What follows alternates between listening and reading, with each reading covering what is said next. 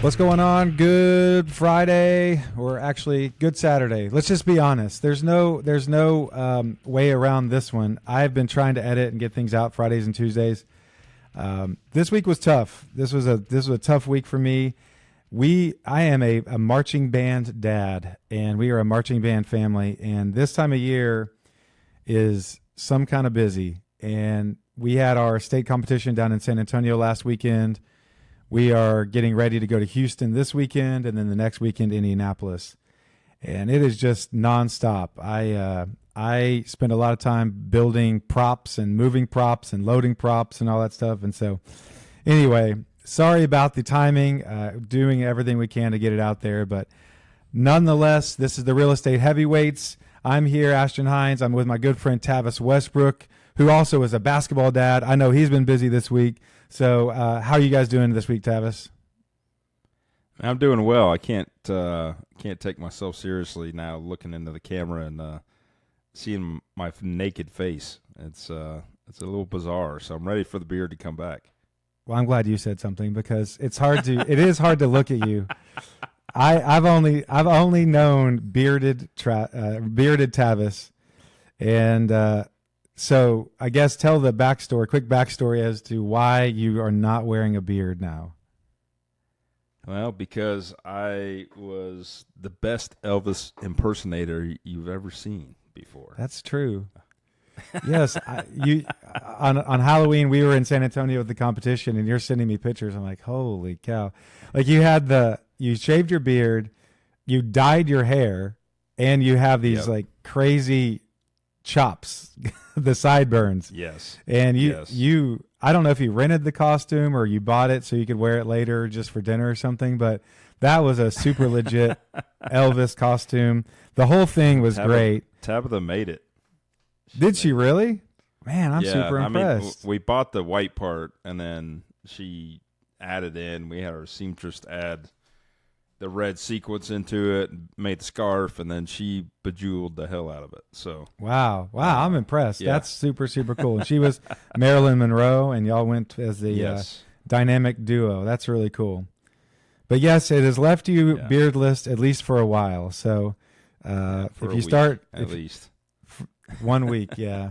I think the hair dye will last longer than the non-beard, but then it's going to look really weird because then I'm going to have a white beard with this jet black hair. So we're going to have to see how that turns out. Yeah. Well, live a different life for a while. Wear the Elvis suit around. just live it up for a while. So, yeah.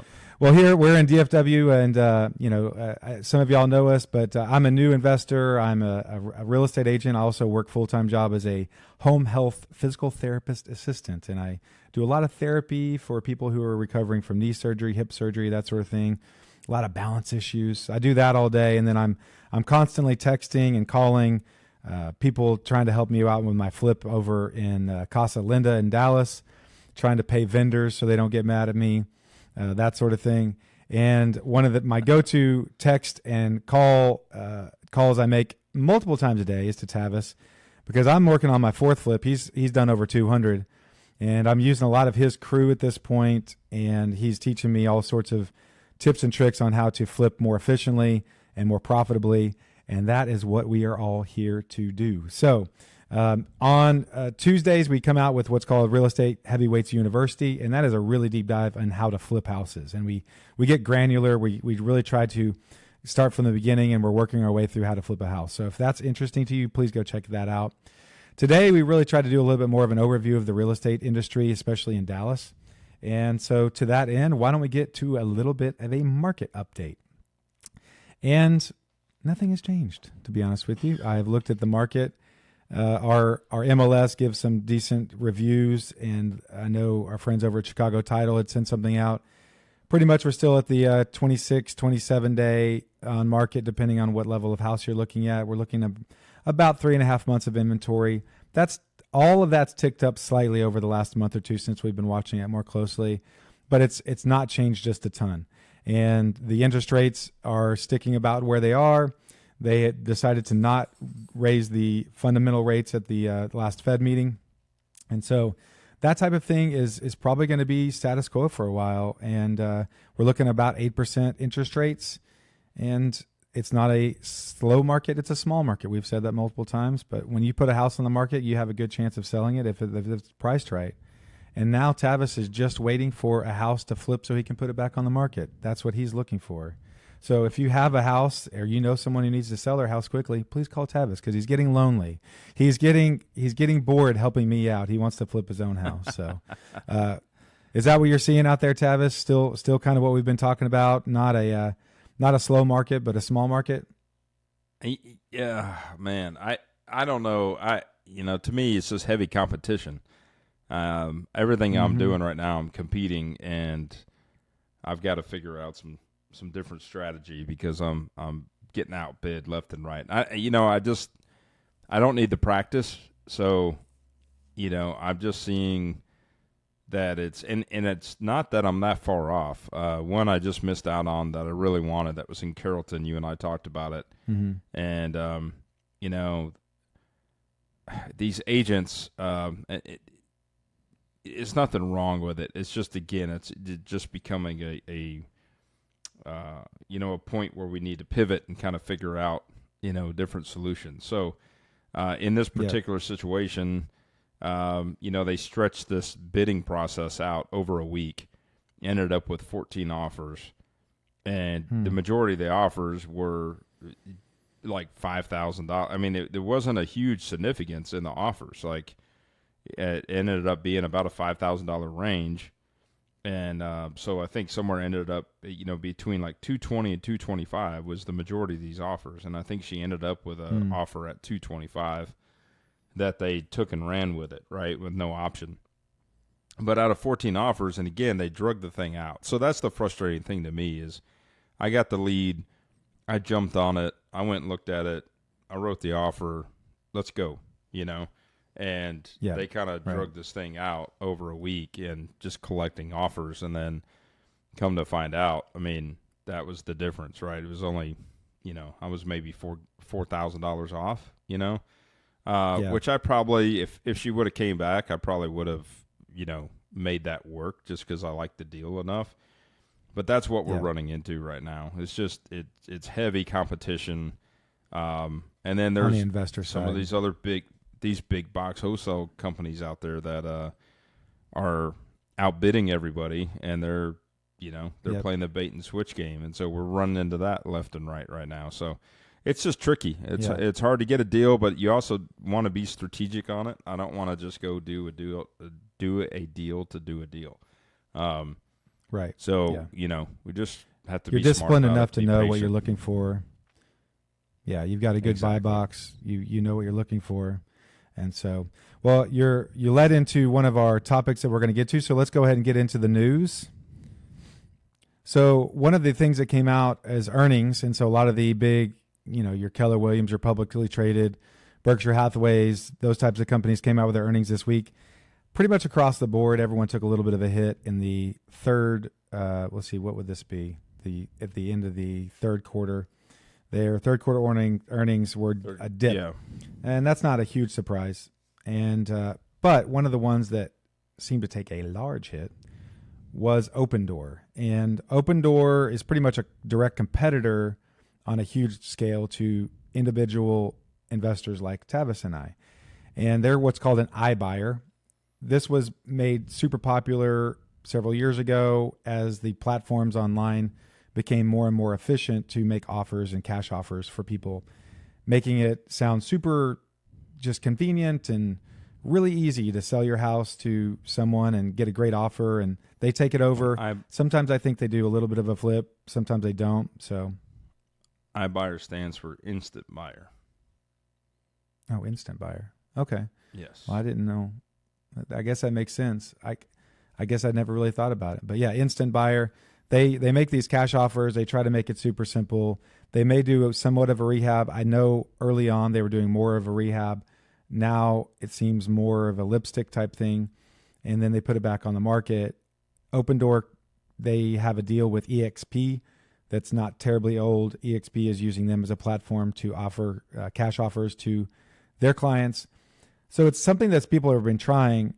I don't know that anyone has figured it out, because it does seem like a lot of these iBuyers are they continually are changing their strategies, and they're coming and they're going. And so I don't know what it looks like long term, but it doesn't seem to be a huge threat. Do you see that you lose out too many deals to these big institutional iBuyers? I mean, it's definitely been a disruptor in the traditional real estate market, right? So now you've got big platforms like, Keller Williams and EXP and Redfin and, Zillow, everybody's kind of created their own version of the iBuyer program, to compete with these big box companies. The biggest ones out there are Open Door and OfferPad. Mm-hmm. And so that being said, they've created these avenues to compete against that, because at the end of the day, iBuyers are a solution to convenience, right? Mm-hmm. It's a convenience-based buyer. And I've always said that, even for me, if I'm competing with somebody, convenience is going to win over all other obstacles, right? And so, because those platforms are so big and they've become so creative to where you can get online or a platform from your phone and you can get an offer back within minutes, within hours, of what you could sell your home for, a lot of people test the waters.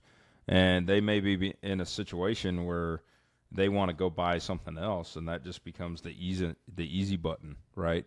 And I'm sure that the numbers are down this year from past years because of the overall demand and the overall amount of properties that are selling, right? We talk weekly about the lack of inventory and people, going, okay, if I sell, where do I go? And I've got this great interest rate, and I go buy something else, I'm going to be in a new interest rate. So I think that still has a connection there. I think that's probably why we're seeing those numbers are down overall, is people are having to strategize what their options are, versus 2 years ago when the market was high and they were like, hey, I'm going to sell, but I don't want to do any work. I want the convenience play. I found another property that I really want. Interest rates are low. I've got a new purchase that I want to make, but I need to sell my house. What's my easy solution, right? And so those opportunities exist. And, that's something that we're seeing in our own circle. I mean, I hang my license with Keller Williams, and we have a program there that other agents can participate in. And it's somewhat created a monster, because you've got agents that will put things out off market because it's convenient for a seller. There's a lot of stuff that goes on those programs that aren't distressed at all. They're literally like a move-in ready house that doesn't need any work, and there's only a discount of maybe $30,000-$40,000. But the seller doesn't want to sign the yard. They don't want to list it. They don't want pictures. They don't want your traditional listing program. So this is a solution for the agent to still get involved and facilitate that sale to somebody that is looking for a pocket listing that's a little bit discounted, right? Versus for me, the numbers need to really make sense and be low enough to where it works. And this one the other day I bid on was actually first came off the platform of the iFinder platform, and I bid on it, and then the agent actually called me when I put out a Facebook post saying, hey, I want more property, and she sent me the same property I'd already bid on, which there was no way for her to know that I did that.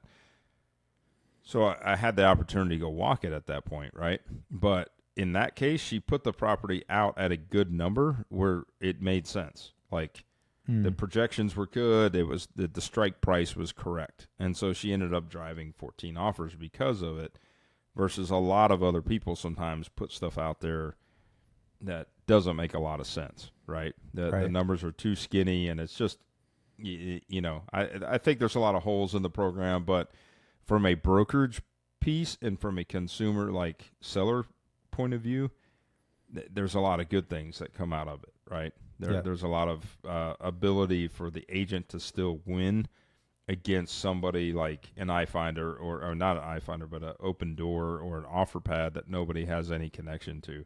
Right. So it keeps the seller and the agent engaged through that journey. Yeah, for sure. I know we talked a little bit about another person or another group that came out with earnings that were down is Builders Source. That's our company that we Builders First Source. They're our company that we use for trim and a lot of our raw materials for building. I think that they'll frame out. They probably deliver full frame packages, I'm sure, but they're based here in DFW, and their earnings are down. And I know you were talking about how you feel that Home Depot and some of the bigger boxes they're getting more competitive on some of their line items like doors and windows and that sort of thing. And random side note, I grew up in the blinds and shutters business, and we high school and college I installed a lot of blinds. Well, that was around the time when Home Depot and Lowe's started really hammering the blinds business, is when we started looking for something different, because when they started figuring that out and it was easier and easier for people to go there and get quality stuff, our business really took a hit. So I don't know, you would imagine that they're always tinkering with how to price and who they're going after, but maybe they're really starting to target some of the builders and the more of the volume stuff and making it more competitive. So are you seeing that with some of your line items with your houses? Yeah, I think we talked about this a little bit before we started today, and I still like the convenience of working with some of these specific trade companies like Builders First Source that you mentioned, mainly just because it's kind of a turnkey. They get the program. They'll show up to a vacant house. They'll take the combo code. They'll unload it. They'll take pictures. It's just very, very convenient to stay with that system versus Home Depot will do that to a degree, but we were talking offline earlier. There's still several things that I feel like is overpriced with the big box companies like Home Depot and Lowe's, although their door packages have been very, very competitive. So I think that they're seeing that. I've also seen companies like Builders First Source that have increase their pricing, by 15 to 20%, like almost every quarter since 2020. So I was seeing huge price jumps in materials, and that may be another thing. Is when you do that, you're going to have people, that have been loyal. For instance, I've had accounts with Builder First Source since they were Pro Build back in 2009, 2010, and when they start doing that, you're going to go off and start trying to find a new sales rep somewhere else to build a new relationship with. So yeah. I'm sure that's all part of the storm, right? When we're seeing these articles, definitely us being boots on the ground and seeing it directly. I know how it affects me. If everything's working good and things got a good system and the numbers make sense, I could deal with a little bit of a price increase. But when it really goes up and things start getting really competitive, then, we're going to start looking at other options. And it's inconvenient for a little while you're building new relationships, but it's worth it. Yeah. The bottom line is the bottom line. So, well, we had someone reach out and ask a question to us. If you have a question, please find us online, Instagram, Twitter, Facebook, or if you have our phone numbers, because we're realtors and that, please reach out, send us a message. So here's a message we got, and we're going to try to help this dude out. Ashton, Tavis, I was just calling in with a quick question. I'm actually working on a flip right now, and it'll be coming to market soon, and I wanted to know or get y'all's opinion on getting it pre-inspected. In particular, like kind of a 7-point inspection, looking at foundation, roof, electrical, plumbing.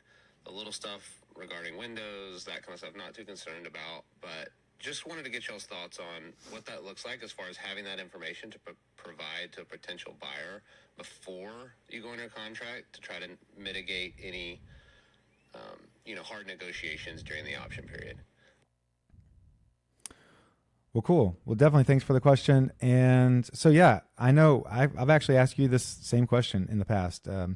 do you advocate for an inspection before you list your house? I wanted to do it at Polk because I kind of wanted to know what was going to come up so I could address it. And you have a different way of looking at it. So what do you typically advise on getting an inspection? I think this one might be a slightly different one. It sounds like it's more of an investor friendly one, where it's kind of the big chunks. It's not all the little bitty GFCI nitpicky stuff, but it's more of an overview of some of the bigger systems. So what would you advise on that? So number one thing to think about is anything that you receive, especially in an inspection format or an engineer format, et cetera, you're supposed to disclose that. According to Trek guidelines, especially if you're licensed, right? I mean, more so if you're licensed, you should make sure that the homeowner is disclosing everything they know and any kind of inspection reports, et cetera, that they've received recently. But especially if you're the seller, right? So number one is just be prepared that any information that you receive about your property, you're going to have to disclose it. So if you get a full-blown inspection report, it might be completely different than the next inspector that the buyer hires to come inspect the property. So therefore, you may go down this list and fix all of these things and spend the money on it, or you may not. You may cherry pick what you want, and then the other guy comes along and they inspect it, and they may or may not find the same things. But again, you're going to have to disclose that report. So if there's things that you missed on or you didn't do, then you now are putting yourself in a position where you might have to defend yourself to say, why didn't you fix these things? So that's the risk, I think. On the other hand, if it is kind of an investment-friendly list and it's not something that you're doing, every day or feel confident with your trades, et cetera, and you haven't really been through this process before, it might be a good idea to do it. And, again, just be prepared to disclose it and be prepared to kind of address or acknowledge those things that are existing. And if they are existing, then you probably need to put that in seller's disclosure that those things are brought up on the inspection report and you didn't address it or you left it alone, right? So it goes into disclosing and over-disclosing, which I'm a big advocate for in this business, because we're in the kind of business that, we're buying a property, we're renovating the property, but there's things in the home that we don't know prior to us buying the property, right? And we only know what we were disclosed with. So there may be something that we either find during the rehab that we're going to address and repair, or there may be something that we never knew about. Therefore, it's important that we do disclose what we do know about, because there might be things that a neighbor comes later and go, hey, do you know that there was a fire on this property 20 years ago? Nobody knew, right? But if the buyer feels like they were sold a property with you knowing something and you didn't disclose it, now you've got a potential lawsuit on you. So if you are including in as many facts as you can and documentations when you go to sell the property, you're going to have a lot better opportunity in court, in my opinion, to defend yourself. If you're saying, hey, I had no clue about that. It was never disclosed to me. But these are all the things that I did know and all the things I did, include and did disclose. This is what I know. So I think it's important just to be aware of anytime you kind of go that direction of getting more information about the property, be prepared to share it. So I am a fan of having engineer reports. I am a fan of disclosing even the previous, like the seller that sold me the property. I'll sometimes include that seller's disclosure into my packet, and I'll label it previous seller's disclosure. That's a little bit overkill, but again, it's like, hey, these are facts that were given to me. Here's my new seller's disclosure. Here's my new packet, but here's all the information I know about the house, right? So it's kind of like just giving that paper trail as much as you can go back to say, here's what you're getting, here's what I know. When it goes to selling the property. So that's just the big thing to worry about for me, is just make sure that you're disclosing the information as you come to find it. I think it can be beneficial to address things that you may not be aware, or maybe your team is not aware to look for. So Ashton, what say you? Well, I mean, I'm kind of on the same page. If you're really going to do it right and you're going to disclose everything, you do have to be careful about, uncovering things that you're not really wanting to. Maybe it's not even in the budget. So I would say doing your due diligence before you buy the house. If there's something huge, you're going to want to either adjust for it before you buy it, or just know you're going to be doing that walking in.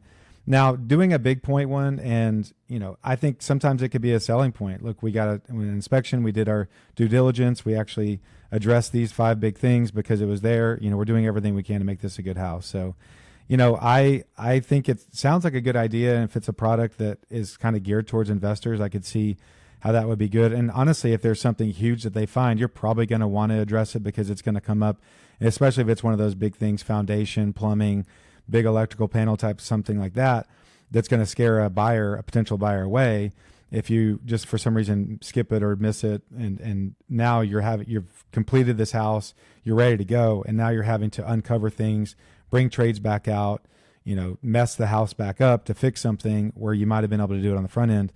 I think there's a lot of value in knowing those things. So kind of to your point, if you've done it a lot, you can kind of walk through with your trades and figure those things out on your own. Then that's probably the best way to do it. But if you're using a new contractor, you're in, a different town that you're not used to or something like that, and you need a little bit of help with that, I don't know that that's a horrible idea, especially if it's geared towards investors for sure. So we're closing in on our time for the day. We're going to talk just briefly about how we're talking on our deep dive, and we'll get into this. And so this is a little bit of a teaser for that.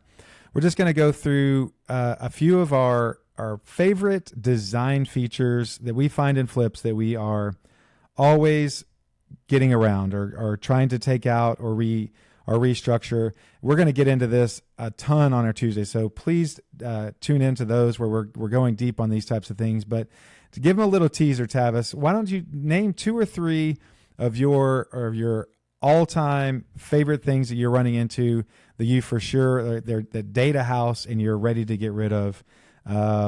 Like for me, I know that, I've been into a ton of houses, especially around here, the 1980s, have the wet bar, the built-in wet bar with the sink, and sometimes it's actually sunken in and it's usually enclosed and it's got a lot of glass. If you find one of those, I'm definitely moving around that. So, how about you? What are a couple for you? Some of the major ones that stick out, and mainly, we buy a lot of 60s, 70s houses. And I would say that, fur downs for one. So you're going to have a fur down in the kitchens, typically the bathrooms. And we just have to look at it and see if it's worth taking those out or not. And I say that because we've learned the hard way that when the fur downs are in, a lot of times they run electrical lines through those fur downs. And so it kind of opens up a can of worms when you take the fur down out. Then you've got to reroute electrical. So sometimes it's worth it, sometimes it's not. Yeah.